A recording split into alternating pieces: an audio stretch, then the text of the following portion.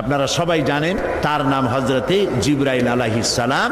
তিনি হলেন আল্লাহ তাআলার জেনুইন অথেন্টিক স্পেশাল মেসেঞ্জার। সমস্ত নবীর কাছে এই ওহী পাঠাবার জন্য আল্লাহ তাকে ব্যবহার করেছেন।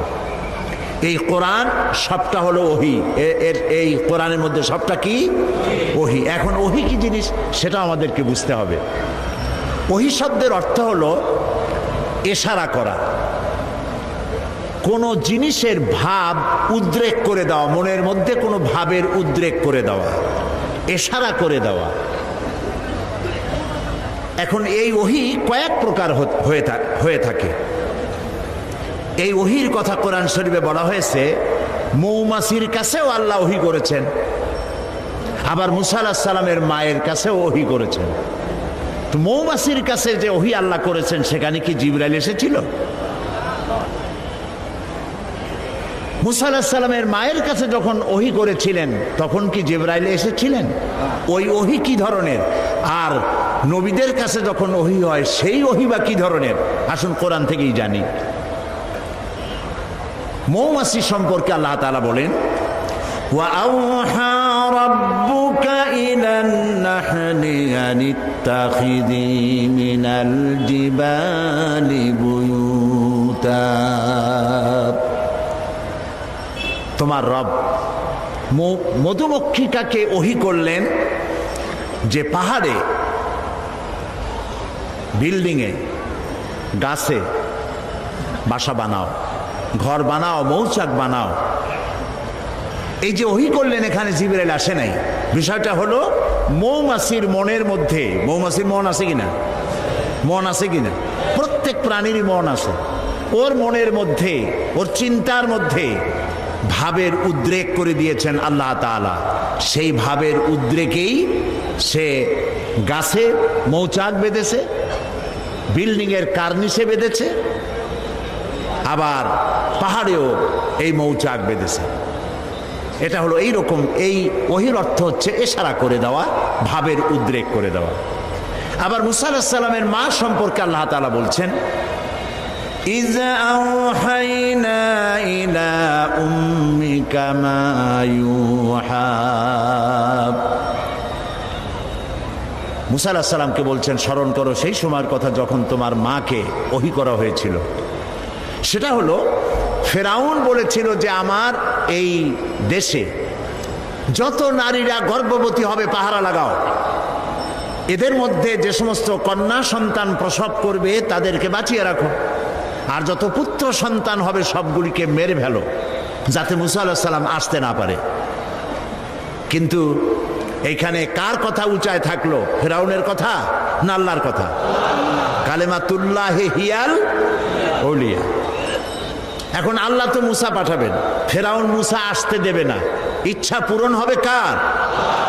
এই 4-5 জনে কইলে হয় নাকি? জোরে জোরে কন না, কার? আল্লাহ তাআলার ইচ্ছা পূরণ হবে। মুসা আলাইহিস সালামের মায়ের পেটে মুসা আলাইহিস সালাম এলেন। আল্লাহ তাআলা বলছেন আমি তাকে ওহী করলাম। তার মানে হলো যখন মুসাকে তিনি প্রসব করবেন, মুসা আলাইহিস সালামকে, তখন মুসা আলাইহিস সালামের মায়ের মনের মধ্যে ভাবের উদ্রেক করে দিলেন আল্লাহ তাআলা এভাবে, সন্তান প্রসব করেই তাকে একটি বাক্সের ভিতরে আটকাইয়া নদীর ভিতরে ছেড়ে দাও। এখানে জিবরাইল আলাইহিস সালাম আসেনি। সুতরাং এই সব ব্যাপারে যত ওহীর কথা হয় বুঝতে হবে ভাবের উদ্রেক করে দেওয়া, ইশারা করা। কিন্তু এই ওহী যখন কোনো নবীর প্রতি ওহী করা হয়, বলা হয়, তখন বুঝতে হবে সেখানে এসেছিলেন কে? জিবরাইল আলাইহিস সালাম।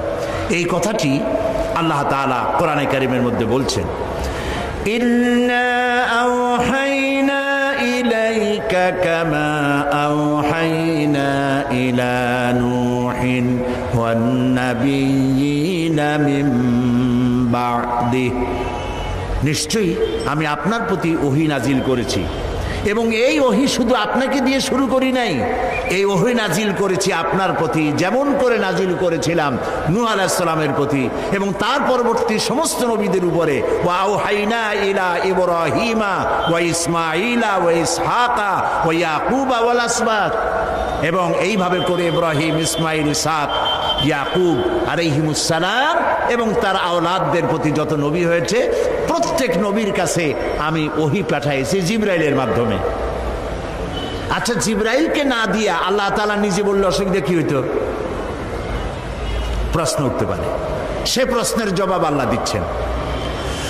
وما كان لبشر أن يكلمه الله إلا وحيا أو من وراء حجاب أو يرسل رسولا فيوحي بإذنه ما يشاء।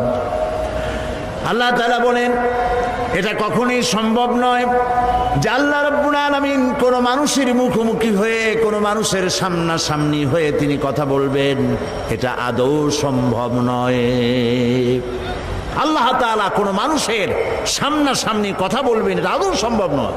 কারণ আল্লাহ তাআলা বলেছেন লা তুদরিকুহুল আবসার, কোন দৃষ্টি শক্তি আমাকে তার দৃষ্টির সীমার ভেতরে পরিব্যাপ্ত করতে পারবে না। সুবহানাল্লাহ কইতে ইচ্ছা করে না? মূসা আলাইহিস সালাম বলেছিলেন রব্বি আরিনি, হায় আল্লাহ আমি তোমারে দেখতে চাই।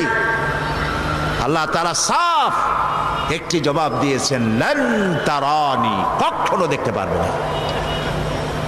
মূসা আলাইহিস সালাম খুব আদুরে নবী ছিলেন, বেশি আদরের ছিলেন।